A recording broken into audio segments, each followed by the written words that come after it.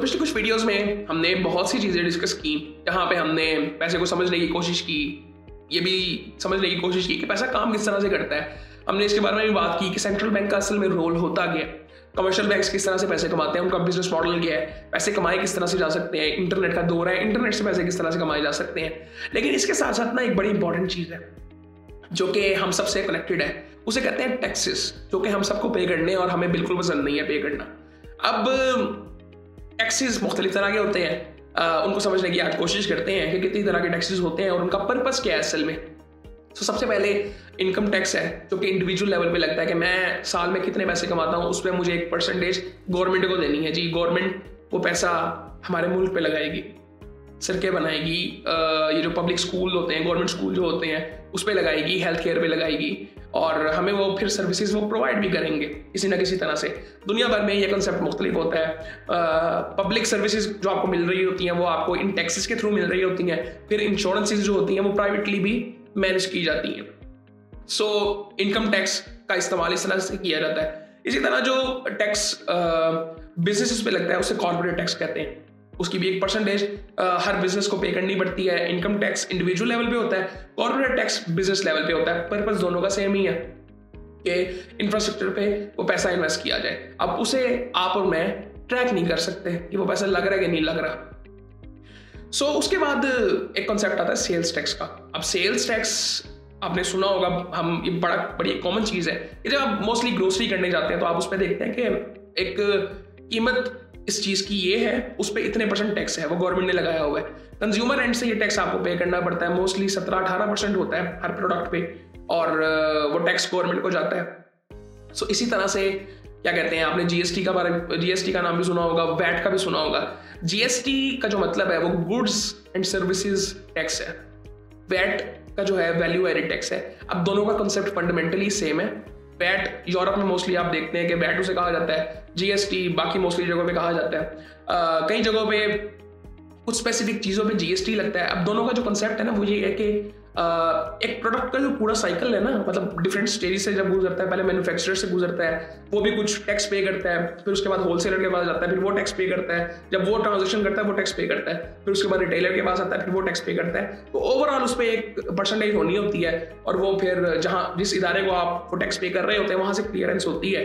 सो इस तरह से ये चीज़ काम करती है।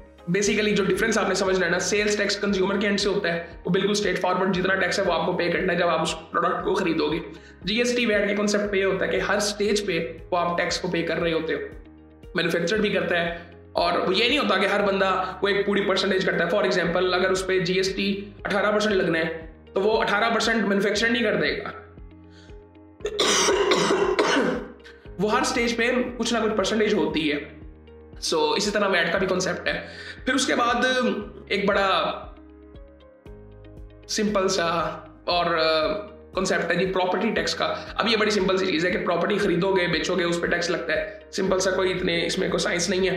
कैपिटल गेन टैक्स है। अब कैपिटल गेन टैक्स ये बेसिकली होता है कि आपने कुछ इन्वेस्टमेंट्स की हुई हैं, उस पर जो प्रॉफिट आप कमाते हो उस पर जो टैक्स लगता है उसे कैपिटल गेन टैक्स कहते हैं। अब ये मुख्तलिफ जगहों पे हो सकता है, जिस तरह आप स्टॉक्स में इन्वेस्ट करते हो, म्यूचुअल फंड्स में ETFs बाय करते हो, और भी कहीं पे भी इन्वेस्ट करते हो, उस पर जो प्रॉफिट्स कमाते हो आप, और वो जब आप उसको बेचते हो उस पर जो प्रॉफिट आपको होता है तो उस पर आपको जो टैक्स पे करना पड़ता है उसे कैपिटल गेन टैक्स कहते हैं।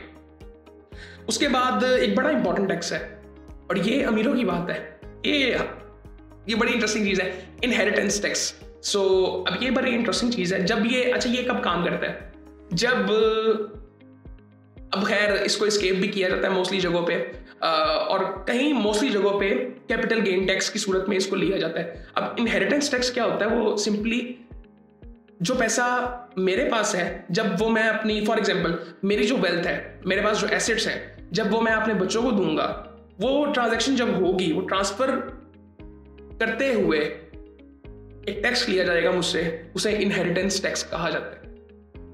आजकल आप एक कॉन्सेप्ट सुन रहे होंगे कि यूके से बहुत से बिलियनर्स मूव हो रहे हैं, कहाँ पे, ये यूएई में। वो क्यों हो रहे हैं, वो इसी वजह से हो रहे हैं। सो आपने एक कॉन्सेप्ट सुना होगा कि मार्क जकरबर्ग ने अपनी 99% दौलत जो है वो डोनेट कर दी। अब उसको भी आप अगर कभी डिटेल में समझेंगे, वो असल में इनहेरिटेंस का ट्रांसफर था।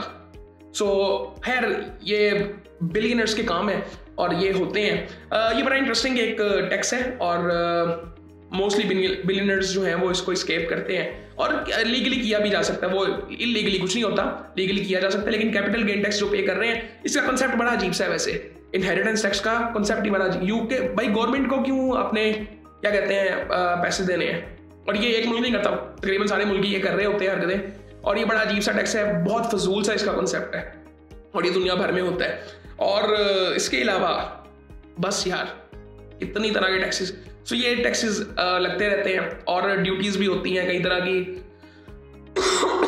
डिफरेंट ट्रांजैक्शंस पे होती हैं। स्टैम्प ड्यूटी आप कहीं कह सकते हो उसे, प्रॉपर्टी टैक्स की सूरत में भी आप उसे कह सकते हो। सो ये टैक्सेस होते हैं जो कि हम सबको पे करने पड़ते हैं और कुछ कंट्रीज ऐसे हैं जहाँ पे आपको टैक्सेस नहीं देने पड़ते, जिस तरह यूएई, सऊदी अरेबिया, कुछ गल्फ कंट्रीज हैं। लेकिन बात यह है कि अगर आप उस प्राइवेट सेक्टर में जाते हो वो सबको सूट नहीं करते। मतलब ये देखने में बड़ा अच्छा लगता है कि जी यूएई में टैक्स कोई नहीं है, सऊदीया में टैक्स कोई नहीं है, वहाँ पे फिर जो आपको फीसेस या चीज़ें जो फिर उतनी महंगी हैं जो आपको हर साल पेमेंट्स करनी पड़ती हैं वो भी बहुत ज़्यादा हैं। सो फिर आपको समझ आती है कि यार ये हर किसी के लिए नहीं है, ये कुछ लोगों के लिए है।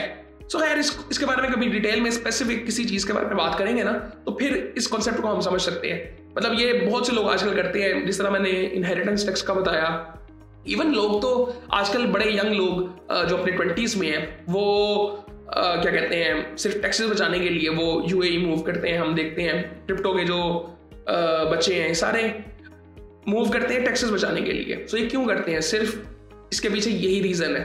लेकिन ये सबके लिए नहीं होता। खैर इसके बारे में कभी डिटेल में बात करेंगे जब कुछ स्पेसिफिक चीज़ों के बारे में बात करेंगे। जिस तरह मैंने इनहेरिटेंस टैक्स की बात की है, कई दफ़ा मेरी समझ में बिल्कुल भी नहीं आता, मोस्टली नहीं आता, ये इसकी कोई सेंस ही नहीं बनती आई थिंक। जब आप इनकम टैक्स भी देते हो, कॉर्पोरेट टैक्स भी देते हो, प्रॉपर्टी टैक्स भी दे रहे हो, कैपिटल गेन टैक्स भी दे रहे हो, तो फिर इनहेरिटेंस टैक्स का कोई तुक नहीं बनता। क्योंकि कई कंट्रीज में ना कैपिटल गेन टैक्स है लेकिन इनहेरिटेंस का कोई ऐसा टैक्स नहीं है। सो वो उस चीज़ की सेंस बनती है जहाँ पे आप कैपिटल गेन टैक्स दे रहे हो, पूरी जिंदगी आपने कैपिटल गेन टैक्स दिया है, लेकिन फिर जब आप अपने बच्चों को वो सारा कुछ दोगे तब भी आपको एक टैक्स देना है और वो अच्छा खासा होता है। सो खैर ये एक कॉन्सेप्ट है और बाकी आई थिंक आपके जहन में अगर कोई चीज़ हो तो आप बता सकते हैं। बाकी बड़ी मज़ेदार सी चीज़ें हैं ये, कई दफ़ा इन चीज़ों को डिस्कस करना बड़ा मज़ा आता है इन चीज़ों में, लेकिन बड़ी इंटरेस्टिंग तो है चीज़ें, लेकिन मोस्टली चीज़ों की कोई इतनी सेंस बनती नहीं है। सो बाकी फिर आपसे बात होती है।